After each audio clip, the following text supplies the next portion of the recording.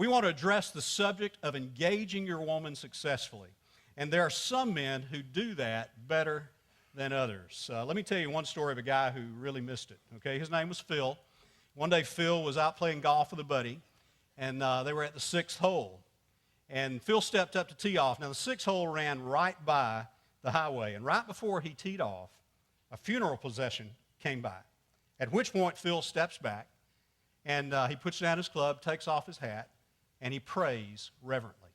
And then after the funeral passed, he steps back up and picks up his club to tee off. And before he did, his partner said, "Phil, I got to tell you, that was the most sensitive thing I have ever seen you do. I am really impressed." And Phil said, "Well, you know, we were married 34 years.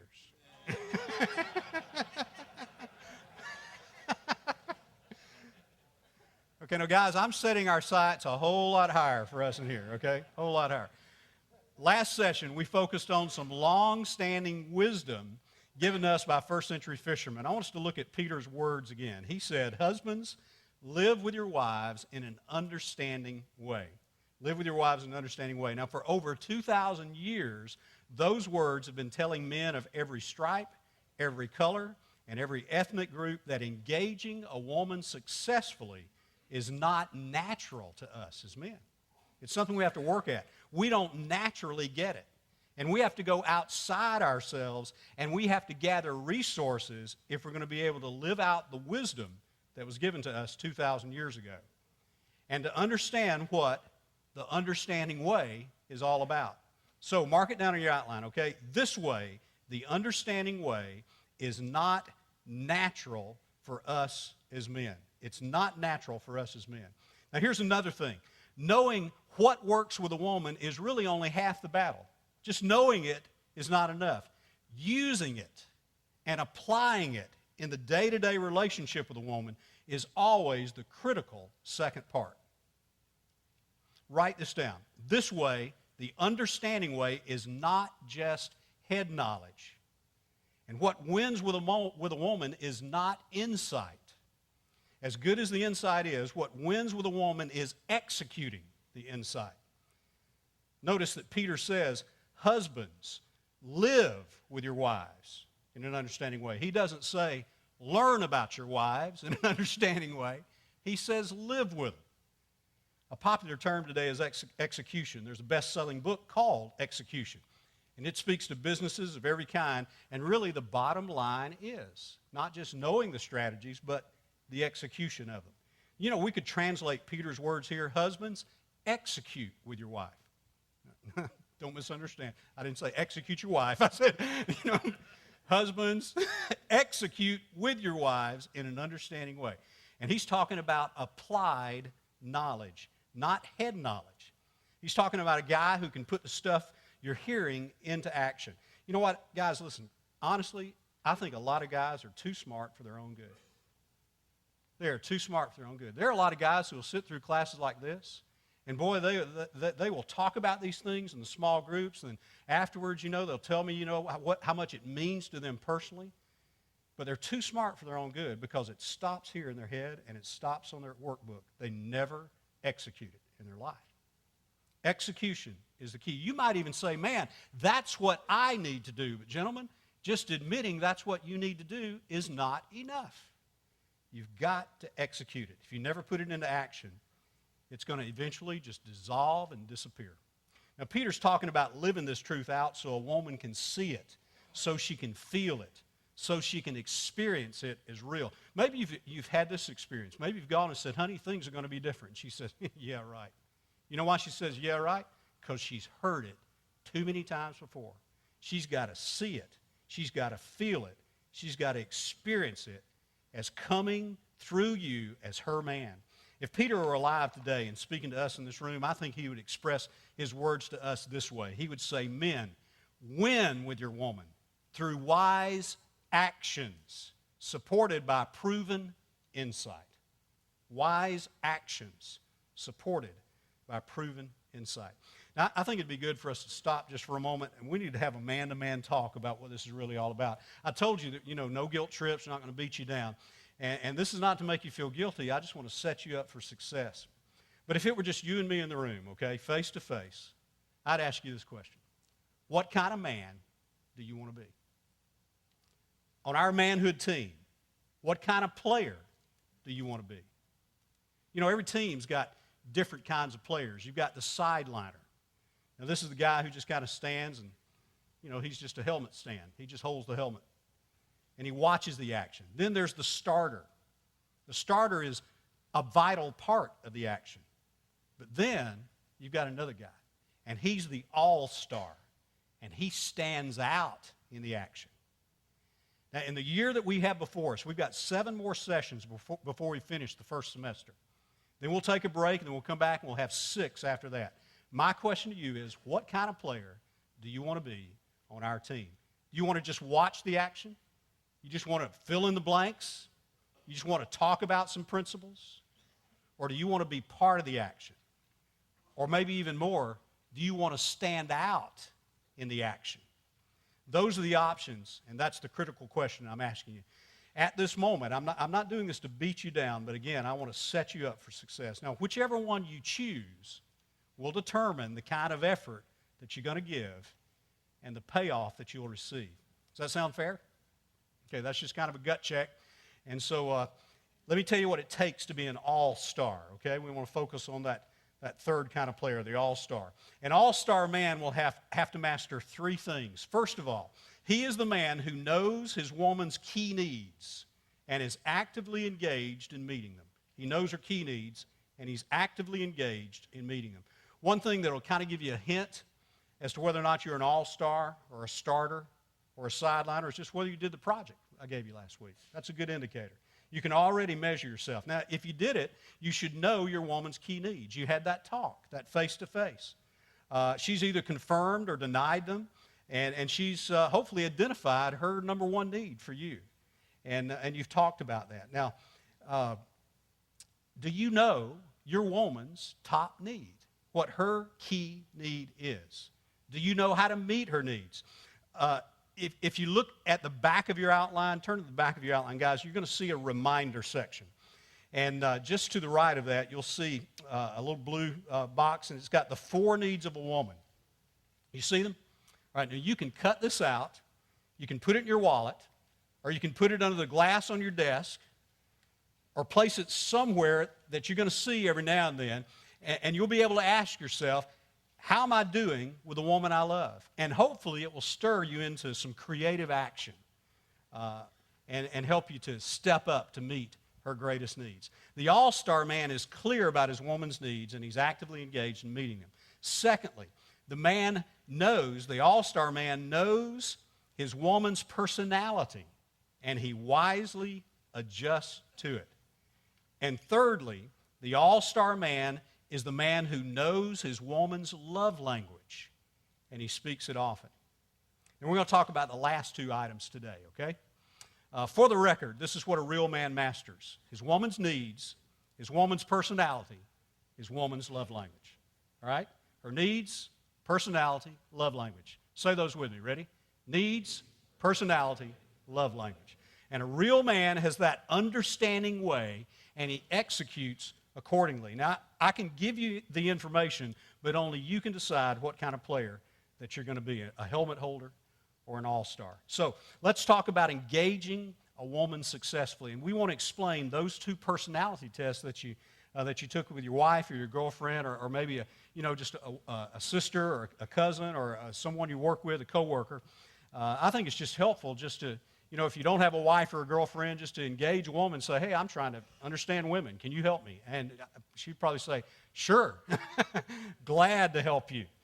And so I want to help you understand that personality test. Now, our focus is going to be primarily on her, but if you listen up, you're going to learn something about yourself in the process. The personality profile that you took last week really has a deep history.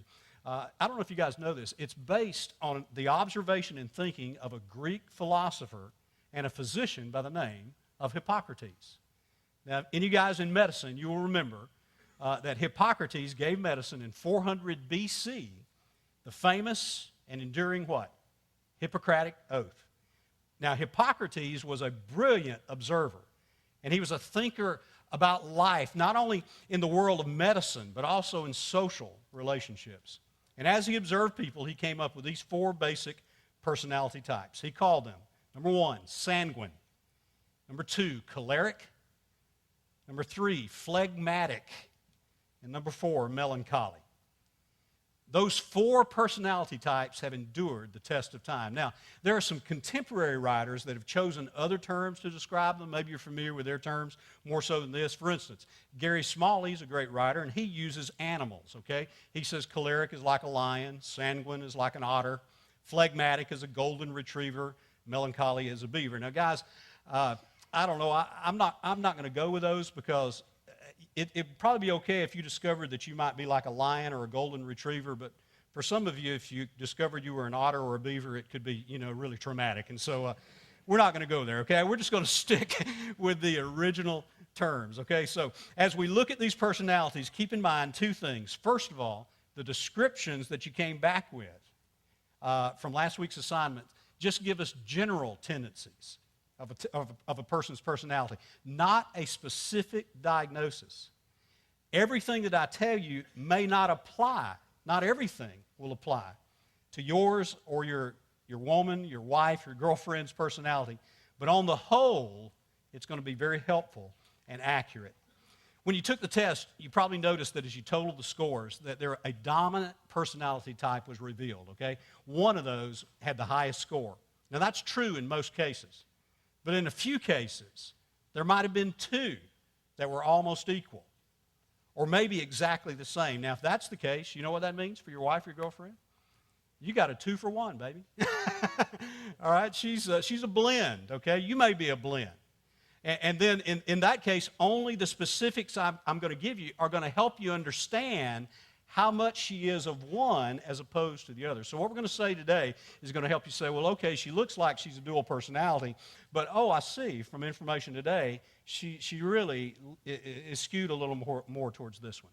So up first is the sanguine. Now here's what I want you to do, okay? I want you to, we're going to take a closer look at the 4 types, but put down your pen, okay? And everything I'm going to say is going to be given to you when you leave here today, okay? We've got a copy of all this information, and here's why we're going to do that. I don't want you to be frantically trying to get all this information down. We're going to give you a copy of everything I'm going to say. So up first is the sanguine.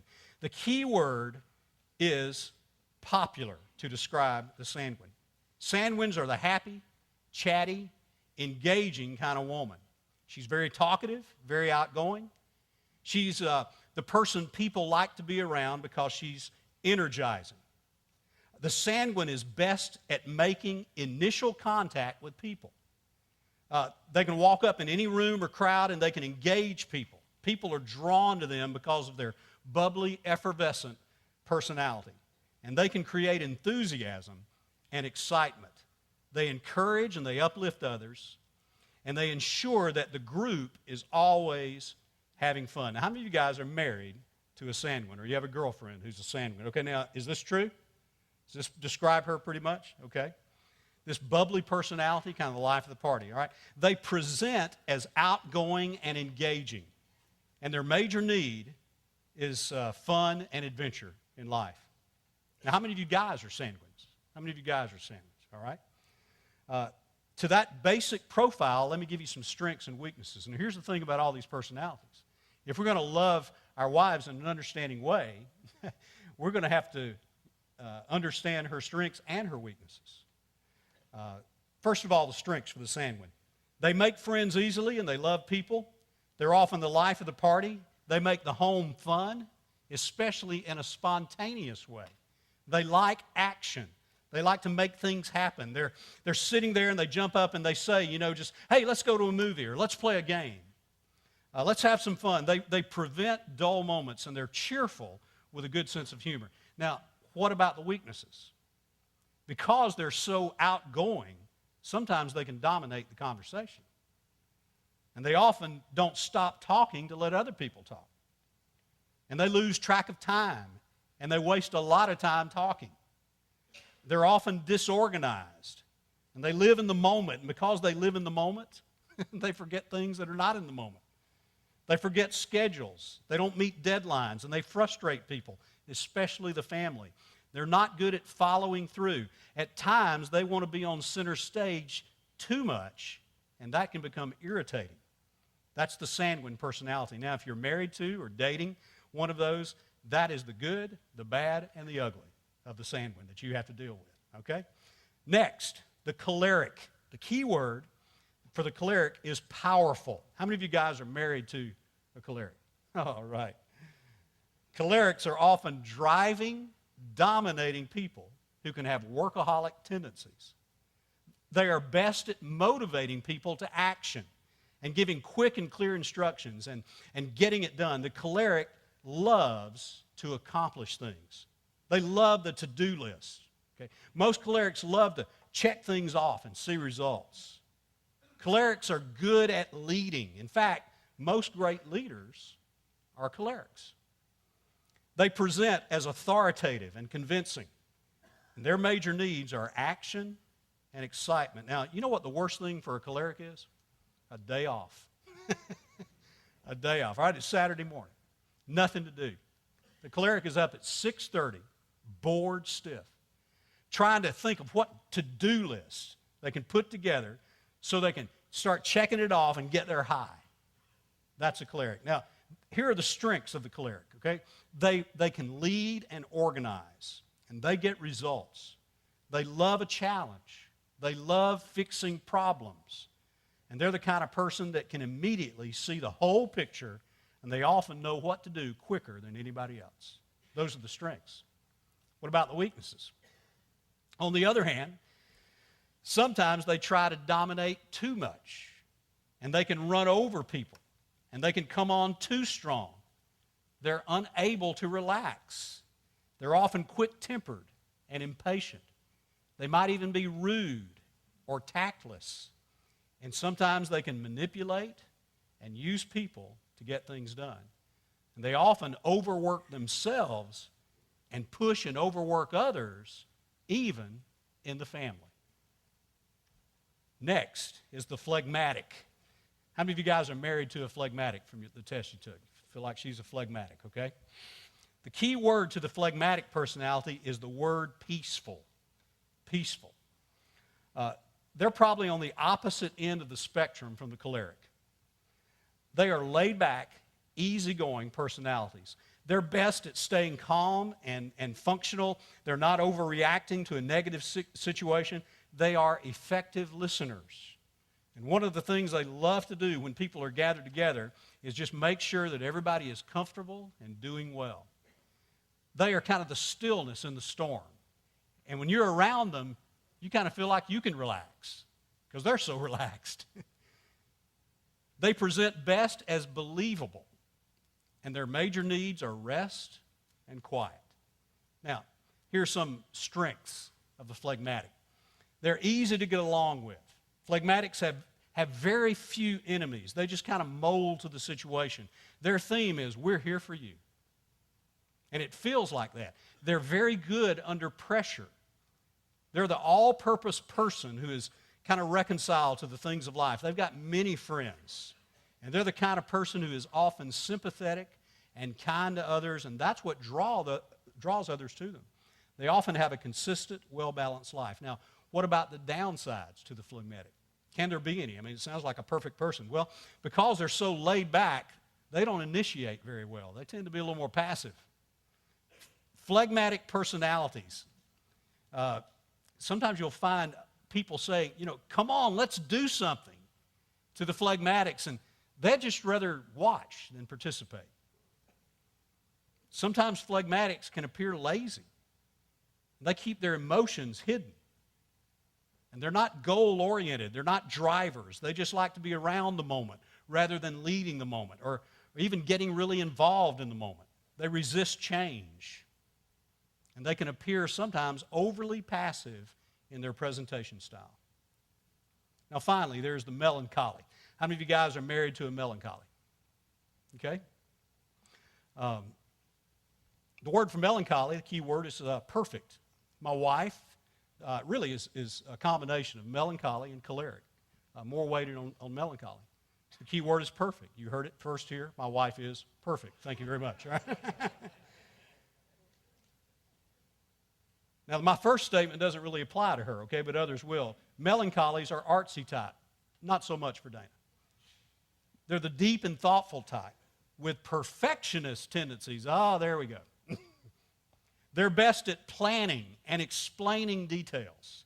They love to do things right, and they want everything to be right. They're sensitive to the needs of others because they're so detail-minded. And because of that, they're good at numbers and charts and graphs. A lot of people with musical abilities or financial abilities can be melancholy personalities. They present as accurate and sincere, and their major needs are order and understanding. Here's some strengths of the melancholy. Because they want things done right, the melancholy will set high standards, and they'll do things in an orderly and an economical fashion. They are self-sacrificing.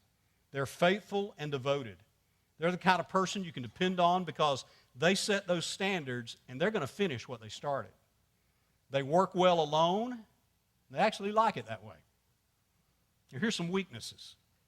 Because they are so detail-oriented, so plan-oriented, so scheduled with such high standards, they can do everything in a methodical way that begins to sometimes irritate everybody else who's flexible. Everything for them has to go according to schedule. They're hard to please. In a family, oftentimes their standards are too high. They drive their kids. The kids never do it quite good enough because of their standards. They can be too introspective. Not only do they turn those standards on others, they also turn them on themselves, and sometimes they don't live up to them, so they can be moody and self-centered. They can spend too much time analyzing and planning, and many times the melancholy is melancholy because they're up and down. They can be depressed. Now, those are the 4 personality types, guys, and all of us fall into one of those. Some of us fall strongly into one. Some of us are a blend of maybe even 2 or more, but you're really going to find that you have a dominant personality. Those are the 4 personality types that every person on planet Earth is wired with to engage the world. Now, to be clear in your mind, think of it this way. You may want to write this down, okay? Sanguine is popular or outgoing. Choleric is powerful. They're the strong leader type. Phlegmatic is peaceful, the easygoing personality. And the melancholy is what? Perfect. All right. Now, can you name your personality?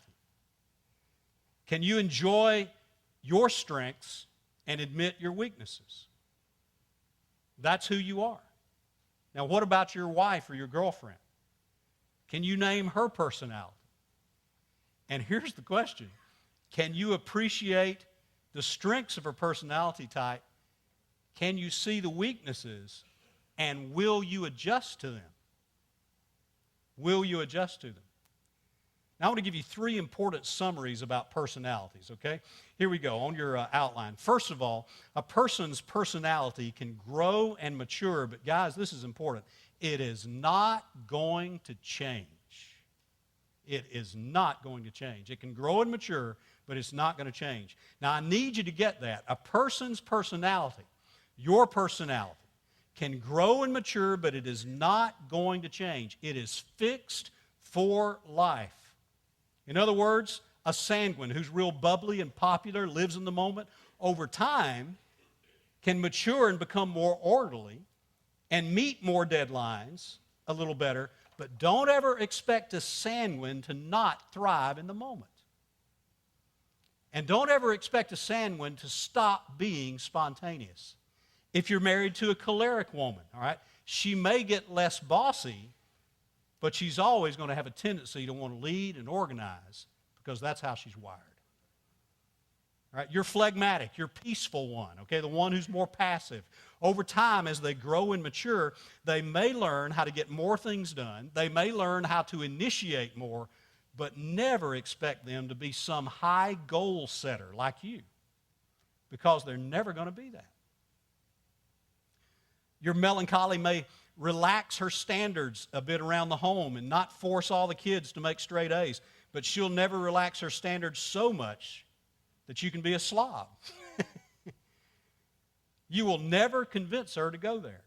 Here's why. Because personalities may grow and mature, but they're not going to change. They are fixed for life. Now, an authentic man, the all-star man, the guy who gets it, comes to understand that, and he accepts his wife's or his girlfriend's personality for what it is. Now, that doesn't mean that that you promote bad behavior. You know, we all want to grow and to say, well, okay, I've got these strengths, and hey, well, these are just my weaknesses, and that's the way I am. No, we need to grow in those weaknesses. We need to get better in those. So we're not saying that, but we are saying this is that personality. This is who they are. You're not going to let them become irresponsible, but you are going to let them be who they are. There are guys who, after being married 20 or 25 years, they still don't get it. And they're still thinking, if I can put enough pressure here and get mad enough, if I can intimidate enough, if I can manipulate enough, I can change her. No, you can't. You will never change her. You married her. And now you have to make a decision about how you're going to adjust to her. There are a lot of men who don't get that. Secondly, write this down. Honestly embracing your woman's personality and appreciating it. You know, seeing it for what it is and what it really means to you and its strengths and its weaknesses is essential to a long-term love relationship. It's essential to a long-term love relationship. If you married a body that is beautiful, that body's going to age and wrinkle. And suddenly you will not feel in love.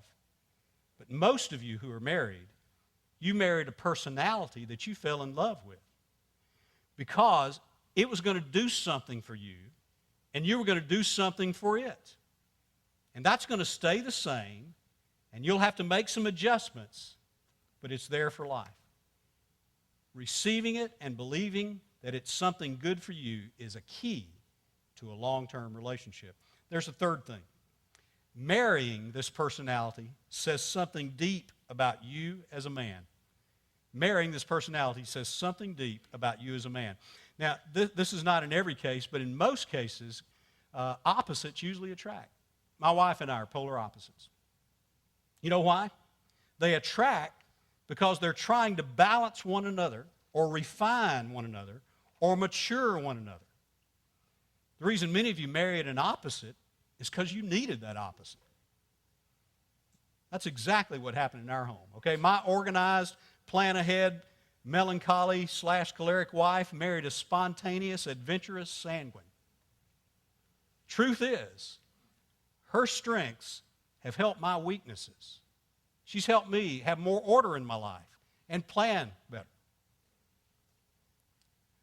We've really balanced each other and refined each other. So we've talked about two of what I call the big three for the all-star man. We talked about needs. We talked about personality.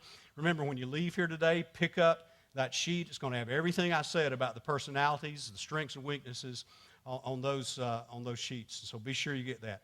Now, I want to turn to the last of the big three in the rest of our time, and that is a woman's love language. Now, all of this is from the best-selling book by Gary Chapman called The 5 Love Languages. And he details what I'm going to give you in summary form. Every person has a primary love language, and an all-star man knows his wife's or his girlfriend's love language, and he knows the specific ways to speak that love language. And that's why he wins with his woman. So what are the 5 love languages? Here they are. Number 1, words of affirmation. Number 2, quality time. Number 3, receiving gifts. Number 4, acts of service. And number 5, physical touch. Now, men, every woman has one dominant love language. Now, you know, if you look at this list, we all like all of them. But we have one that we're really drawn to, and that's the way it is with your wife or your girlfriend. Now, it doesn't take a psychologist or a sociologist to present these to a woman. In fact, you can just read these 5 to your wife or your girlfriend, and she can tell you almost immediately which one is hers. She'll say, that's me. She'll know immediately. And when you love her in the way that she likes to be loved, you're going to meet her number one need. Okay? Number one need of most women is affection. And when you speak her love language, she's going to feel that she's received the right kind of affection from you. And you've met her number one need. You know what's going to happen, guys? She's going to be wild about you because you're meeting her deepest needs. So let's take a closer look at each one, all right? First one is words of affirmation. These are positive words, and they're not forced words, okay? They're not fake. They're the things that you'd say with passion, and they would build her up and cheer her up, lift up your wife. For some women, there's no greater expression of love than a word of affirmation. It can be anything from a compliment like, you're just a wonderful mother. Say that from the gut. Or a character statement. You are one of the kindest people I've ever met. Or something like this. Just, wow, you look gorgeous today. Or it could be some word of endearment like, you make coming home the best part of my day. I like that one, guys. I said it last week. You make coming home the best part of my day. For some women, these words of relational affirmation are the most important thing in her life. And when she hears that, that is the moment, whether you feel it or not, you may not get it, but when she hears it, she really feels love. You know what some women call it? The sex before sex. The second one, quality time. This is my wife's. Undivided attention time. This is where you connect and you experience life together. Now, it could be anything from regular time alone, you got a weekly date night, to playing together in a common recreational activity. But together is the key word. Together is the key word. It might be getting away on some travel experience. But whatever you're doing, you are personally connecting with one another. For some women, when they're on a date night with you, because this is their primary love language, and you're talking and sharing your heart with her, at that moment, she feels the greatest volume of love ever. And nothing competes with quality time. Now, I'm still learning what this one means, because I remember I'd said, okay, today's ours, and we're out together, and my cell phone rang. And she heard it to see what I was going to do. I saw who it was. I perceived it to be important. I answered it. Gentlemen, it was as if I had looked at a woman in a short skirt. I could feel it. And you might say, well, that's unreasonable of her. No, that's her love language. And you know what? That's going to help me. In fact, when we went away to celebrate our anniversary, I didn't even check my email. I didn't answer my phone. I didn't text anybody for 48 hours. And that spoke volumes to her. You need to find out what it is. Quality time, undivided attention time. A third thing is receiving gifts. Gifts are a visual symbol of love. Now, for some women, receiving a gift is the symbol of love. This is her primary thing. And it doesn't matter if the gift is big or small, okay? So it doesn't have to cost you a lot, but this is when she feels most love. It's rarely very important how big it is or how expensive it is. It's just the fact that it is a gift and you put some thought into it. That's the key. The more thought and creativity you put into it is what delivers the message of love to a woman who has this as her primary love language. There's one guy who really hit a home run with his wife when she had a car accident. And she opened the glove compartment to get the insurance card. And when she pulled out the insurance card, paper clipped to it was a note that he'd put there months earlier. And the note said this: "Don't worry about it. It's you I love, not the car." He'd figured out his wife's love language. He left that little gift. You think that paid off that night? Absolutely. Didn't cost him anything to do the note, just some time and creativity. Number 4, they're acts of service. A lot of women, in fact, the greater percentage of women represented by the men in this room, this is their love language. They really feel loved by a man when he willingly serves her in some way that's really important to her, okay?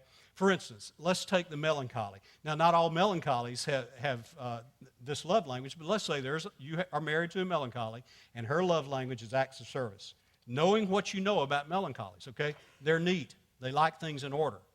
So for the melancholy personality, whose love language is acts of service, the husband picks up on this. So what he does, he picks up his things.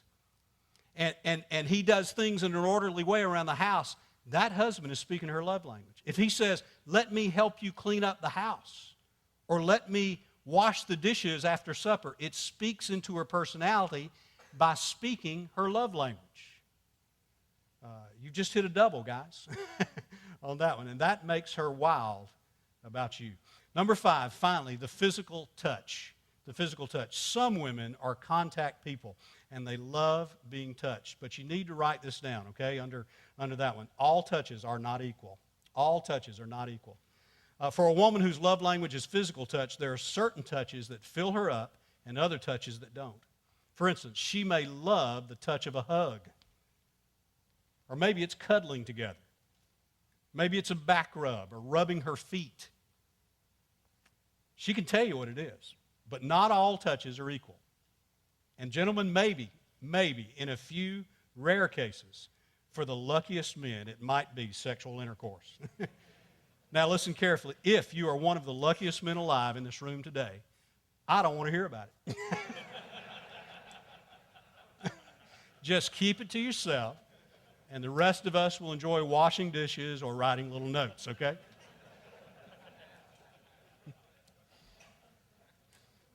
Now look on the screen, okay? Those are the 5 love languages, and one of those, if you list those with your woman, she'll say, that's me, that's mine. And when you speak that love language, you're giving her the very best, and it's not a card, okay? It is a love language. So how do you figure out what her love language is? I want to give you 3 helpful clues as we conclude. To discover anyone's love language, and you've got one as well, here is clue number 1. First of all, you like to express love this way to your mate. You express it this way to your mate. Another way of saying it is this: we love others the way we want to be loved. And if your wife is always giving you words of encouragement, she's giving you a clue that her love language is words of affirmation. You guys see that? She might be missing your love language. Okay, now, don't get into this, guys. This is a trap that we always have in this manhood journey, and that is, you work on your end, okay? Don't say, well, she's not doing her part. Doesn't matter, okay? She may be missing yours, but she's always kind of going around doing little acts of service because she's trying to tell you maybe that's her love language. A second clue is this, okay? You ask for this love from your mate. Now, some guys hear this when they're in trouble, okay? You may be doing everything else right in the relationship. You're thinking everything's great, but if she is constantly saying, you never talk to me, guess what? She's saying, I need words of affirmation.